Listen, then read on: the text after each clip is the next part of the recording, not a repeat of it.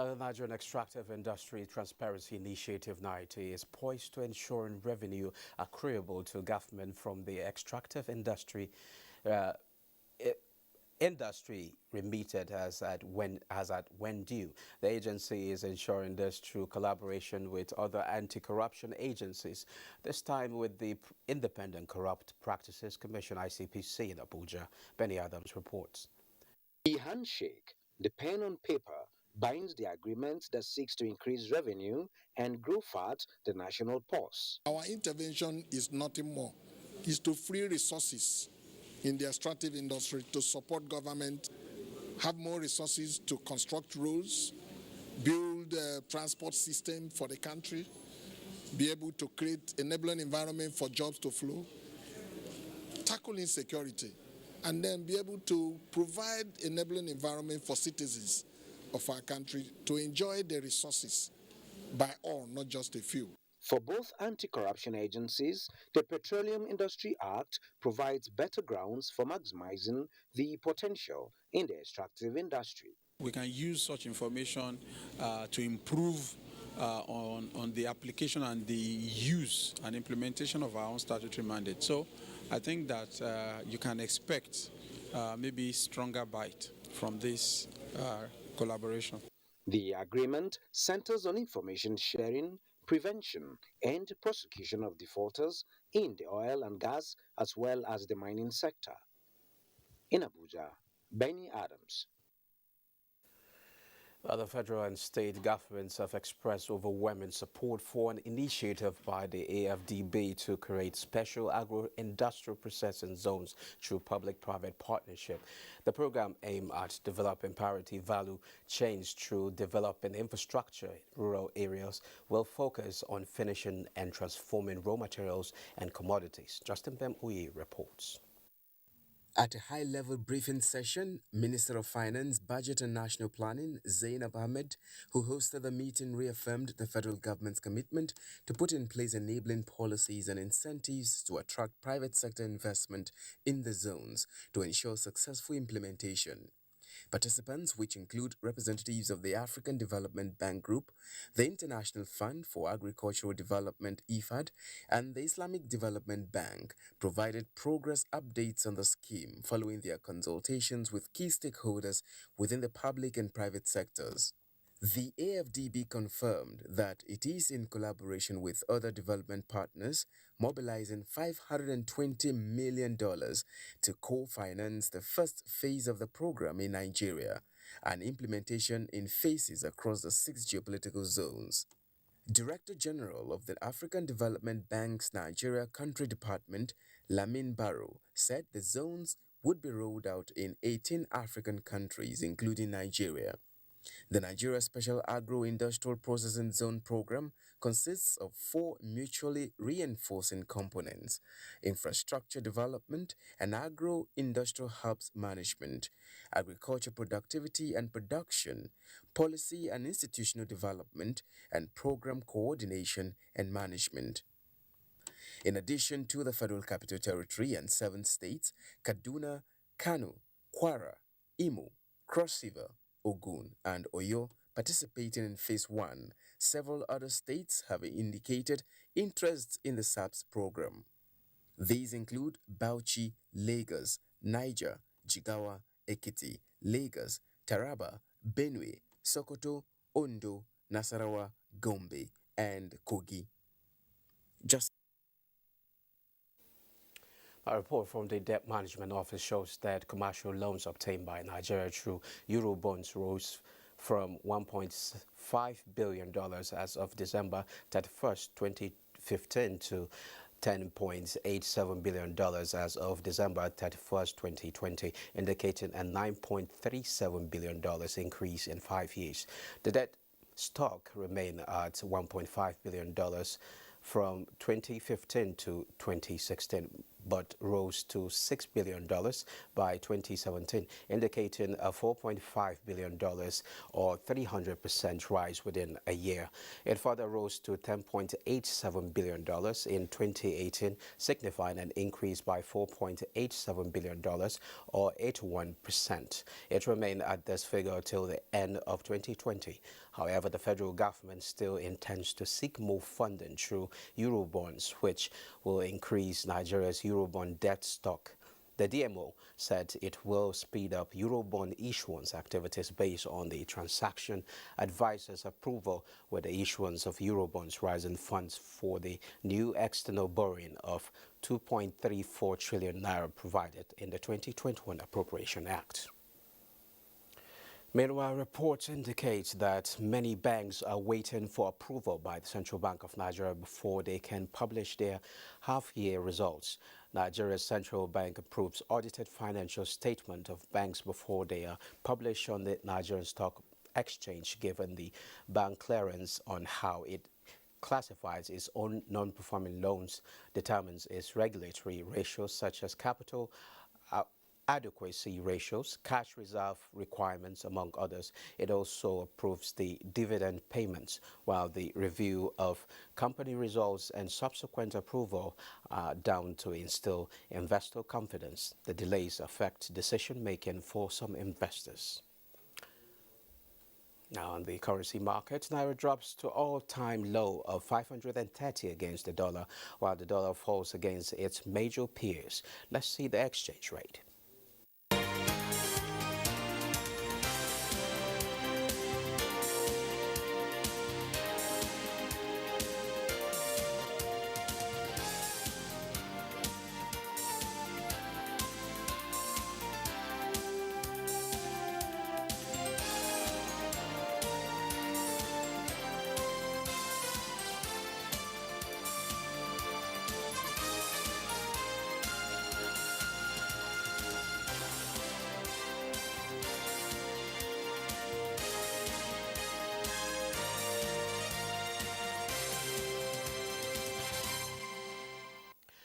The Federal Inland Revenue Service, FIRS, last month told state governments to continue the payment of their value-added tax to it.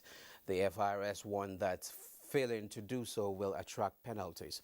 But Lagos State government a few days ago insists it will collect its own VAT based on the ruling of the Federal High Court in Port Harcourt, which says that collection of VAT falls within the jurisdiction of the state government. Well, we will be looking at the issue of value-added tax today on the program. Our guest with me in the studio is a tax expert, Kennedy Iwundu. It's a pleasure to have you join us. Thank you for having me. Okay, VAT war left businesses confused. What do you make of it? Yeah, it's not supposed to, leave businesses confused, because we expected the state government to allow the Court of Appeal have a ruling on it before they go ahead to know whether they will collect the VAT or not. The Federal High Court ruled that Rivers State should collect VAT. And all of us are aware that the Federal Revenue Service went to Court of Appeal.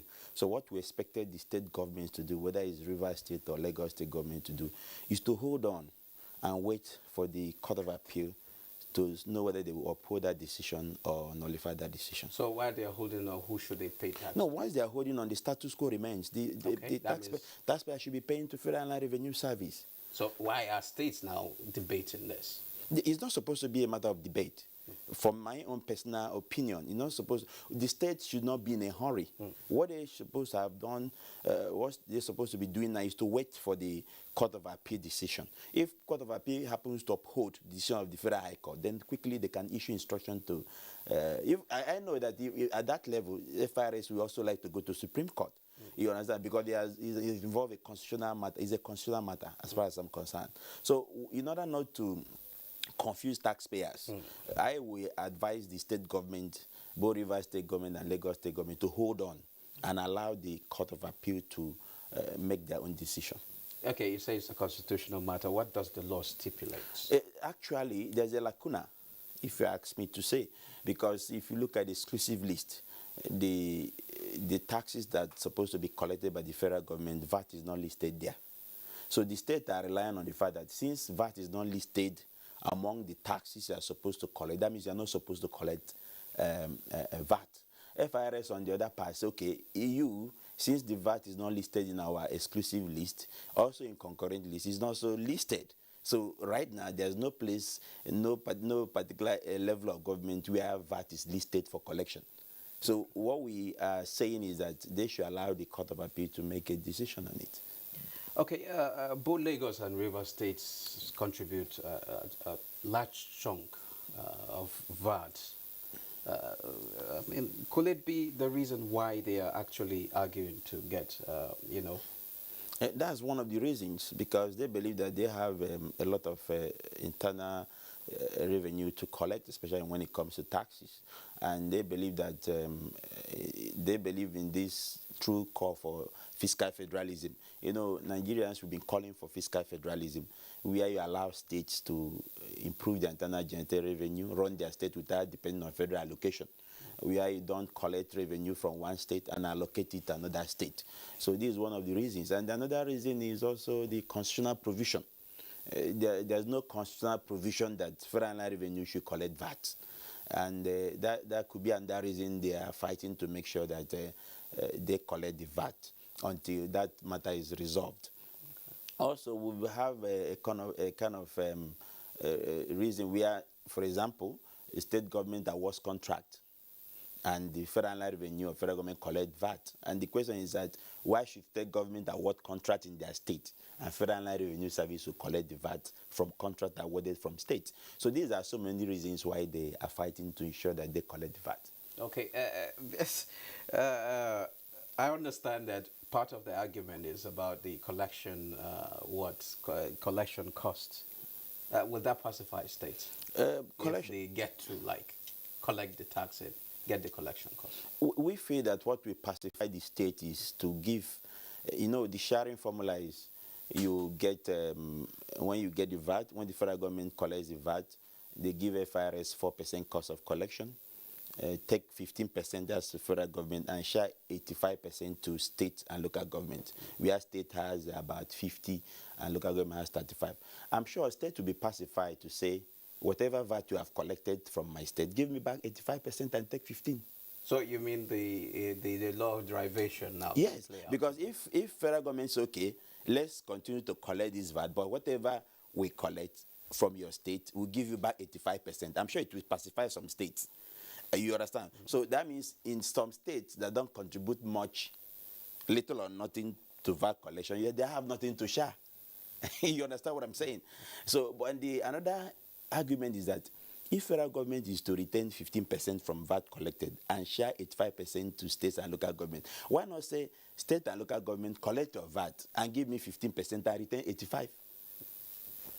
Okay. That could be a good argument. Okay, the Lagos state government is actually planning to amend its law towards this particular. How do you see that playing out? Because Lagos state government cannot amend any law now. Okay. The matter is on appeal. Okay. The reason why we would like the state government to ask taxpayers to start paying VAT to state is that what if you ask taxpayers to start paying VAT to your state and Court of Appeal nullify the decision of High Court? You are confusing the taxpayer more by turning back to start paying to FIRS. So they would have allowed all the court processes to be exhausted. And when all of them are exhausted, we now know where we are, and the taxpayers will not be confused. Right now, taxpayers are confused, and they're not supposed to be confused. But how did this issue travel this far without any challenge until now? Yeah, you know that VAT decree came in 1993. We have 1993 VAT decree, which later became a VAT Act of 1993 and 2004 as amended. As at the time military decree came up to say federal revenue are supposed to collect VAT, people are afraid to go to court to challenge the military dictators. Because the VAT that FIRS is collecting today is an act of military decree. The military decree of 1993, which later became VAT Act of 1993 and VAT Act of 2004 as amended. So as at that time, it's difficult for people to go to court to challenge military decree. And over the years, FIRS continued to collect. Then later on, there's taxes and levies approved list of collection, which VAT was also listed under federal collected VAT, federal collected tax. So at that point, it's difficult for people to challenge. So now we are in real democracy. People begin to look at our constitution, begin to look at things, begin to look at fiscal federalism, begin to look at derivation. So they begin to see the loopholes in the law, and that is why it is not coming up. Okay, are we likely to see more states challenging the FIRS? No, any victory for Rivers State is a victory for all the 36 states. Okay. Yeah, that's it. And if the Supreme Court or the Court of Appeal finally say no, the state should collect VAT, definitely Rivers State should collect the VAT. It means that the whole 36 states should collect their VAT. But I have made a suggestion. VAT is complicated. It's much more sophisticated. It is not something you make a law, say state should collect. My own proposition is simple. Place VAT on the concurrent list. Under that concurrent list, the federal will be collecting, the state will be collecting. Then we now say this is areas federal will collect. This is the area state will collect. For example, federal government can collect VAT on international trade, on cross-border transactions. They can collect VAT on importation and exportation. They can collect VAT from non-resident companies, foreign companies. They can collect VAT from multinational companies. They can collect VAT from federal government contracts. So you can say these areas, let federal government collect VAT on them. Then when it comes to state, you say, okay, state, collect VAT on the companies, local companies that are within your state. Collect VAT on individuals and enterprises. Collect VAT on state government contracts. You have solved the problem. Okay. So on that area, state government will be collecting VAT within companies that are operating within their state, within the state government contract, within individual and enterprise, and they'll be okay with it. The federal government, through FIRS, will be collecting VAT through cross-border transactions, through federal government contract, through non-resident companies, because they have involved international taxation, which is under exclusive list. Okay. Thank you very much, Kennedy Iwundo, tax expert. Thank you for having me. Now moving on, oil prices were largely steady on Friday as a rebound in global demand was widely expected, but a slow recovery for the U.S. Gulf Coast export and refining hub from the hurricane earlier this week weigh on prices. Brent crude futures were up 22 cents to $73.25 a barrel, while U.S. West Texas Intermediate crude futures were down 5 cents at $69.94 a barrel. Both benchmark oil contracts were largely steady for the week. The move down in the West Texas Intermediate was likely due to traders squaring positions ahead of the U.S. The release data on oil demand has been curbed as extended power outages are slowing the reopening of refineries that were shut in Louisiana. Gold prices eke out small gains on Friday, with investors awaiting the U.S. jobs data to gauge the Federal Reserve plans to start tapering asset purchases. Let's look at price of gold and other commodities on the global market.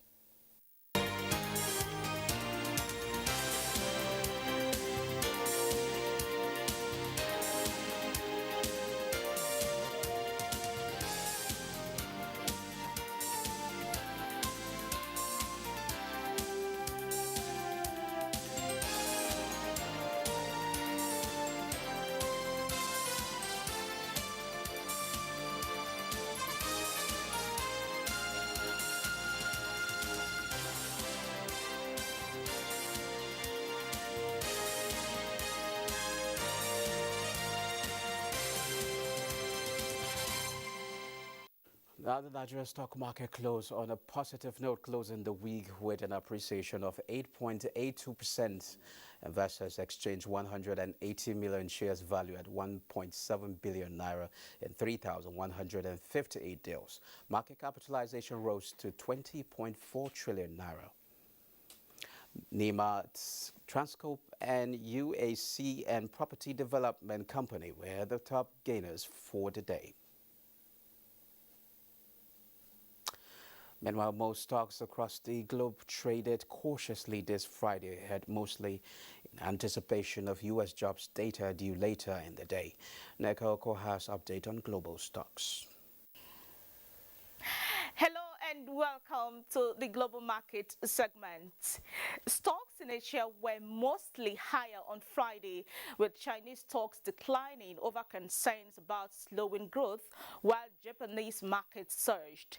The Nikkei 225 in Japan closed 2.05% higher at 28,128.11. The Shanghai Composite dropped 0.43%, while Hong Kong's Hang Seng Index shed 0.72%. European markets were mixed on Friday as investors monitored key economic indicators out of the Eurozone and the US. Germany's DAX hovered around the flat line. London's FTSE added 0.17%, while CAC 40 of France shed 0.33%. U.S. equities were mildly higher in early trading as investors geared up for August jobs report. The Dow Jones Industrial Average rose 42 points, just as S&P 500 and Nasdaq Composite both rose marginally. And in Africa, markets traded mixed in early deals, while South Africa and Ghana underperformed, declining 0.21% and 0.75%. Tunisia, Namibia, and Ghana all posted gains. And that's global markets. I'm Neka Oko. Now, that wraps this edition of Business Express for the week. Remember to keep in touch with us, or do send in your comments, observations, and suggestions. Also, be informed that all previous episodes are available on YouTube on the NTA's channel. Join us again next week. I'm Musa Abubakar.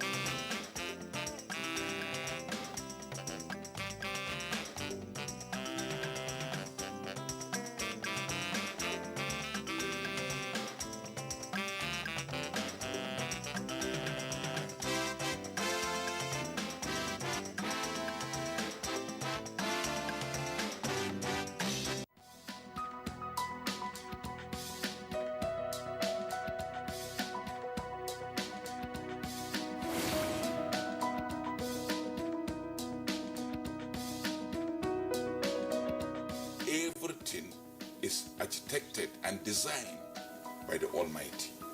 Someone who is a Christian is someone who lives a life of Christ. Jesus Christ. And the life of Jesus Christ is a life of sacrifice. Yes.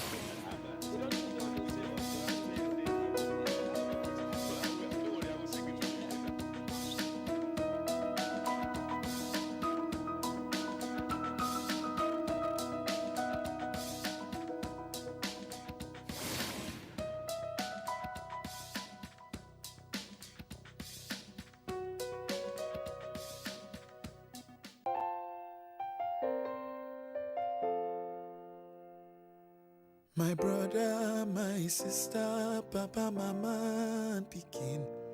Corona, no big pass us. We go fight time, we go win. As long as we remember to always do the right thing. Wash your hands, love each other, we go win. Oh. Corona, na the virus, we dey worry human being. E no get Lego, but e dey waka from person to person. Oh, if it be time, if it stop time, if we maintain good hygiene and practice social distancing, we go in. No shaking hands with your neighbor.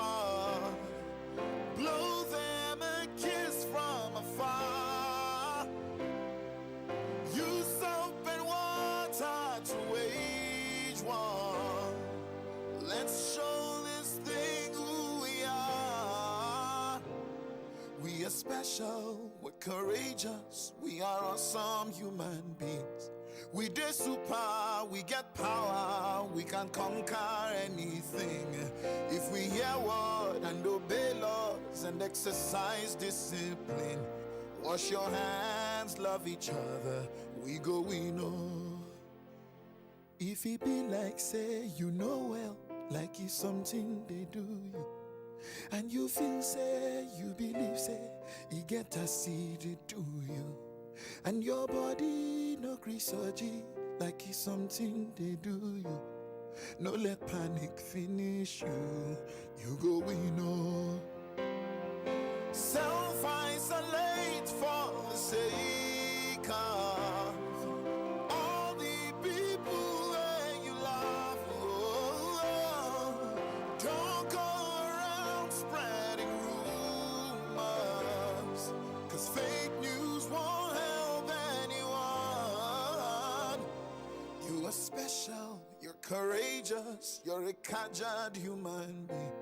You too much, oh, you get power, you can conquer anything. Only if you hear word and obey laws and exercise discipline. Wash your hands, love one another, we go, we know. My brother, my sister, papa, mama, and pikin. COVID-19, no big pass, we go fight and we go win. Just as long as we remember to always do the right thing. Wash your hands, love each other, we go, we know.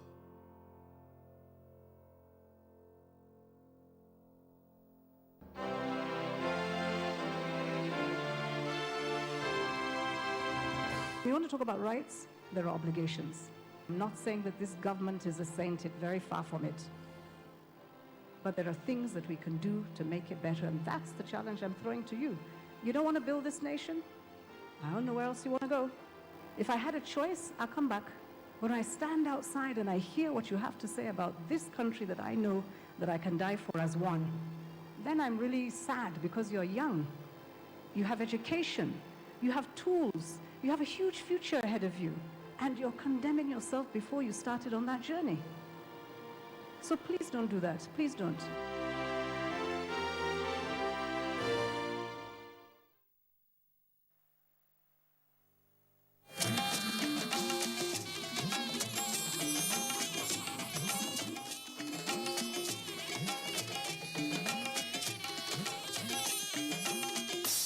This is the network service of the NTA.